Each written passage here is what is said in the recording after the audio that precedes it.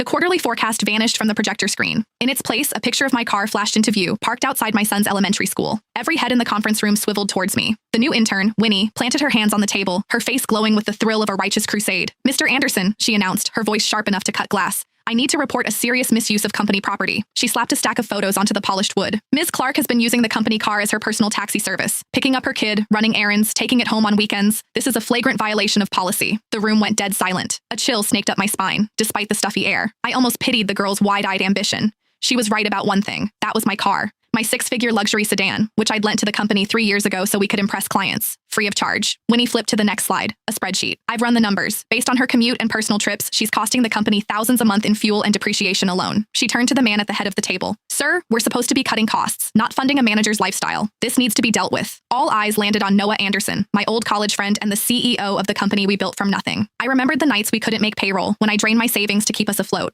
I remembered handing him the keys to this very car, brand new, saying, "The company needs this more than I do." He'd used it for 3 years. I'd paid every cent for gas, insurance, and maintenance. I'd even been the one to drive it to the airport for client pickups when our driver was out. Everyone in this room knew it was my car. Trevor from marketing, who just last week borrowed it to take his father to the hospital, was suddenly fascinated by his keyboard. Macy from reception, who took it for joyrides every month, shot me a look of pure disgust. Noah's fingers tapped a slow, deliberate rhythm on the table, his tell when he was weighing his options. He wouldn't meet my gaze. "Ava," his voice was cold, unfamiliar. "Is what Winnie said true?" The air left my lungs. True?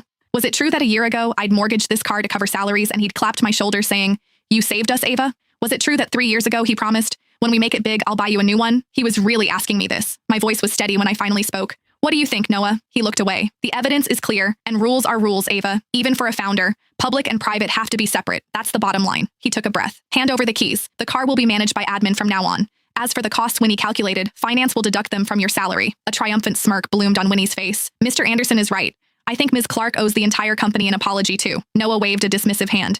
"A company-wide email will suffice." An email. A salary deduction. And he was taking my car. I looked at his familiar face and saw a complete stranger. I didn't argue. I didn't pull out the title from my bag and slam it on the table, because I finally saw it all clearly. Winnie was just a pawn, desperate to climb the ladder by stepping on me. Noah wanted my car, and he was using a clueless intern to steal it in plain sight.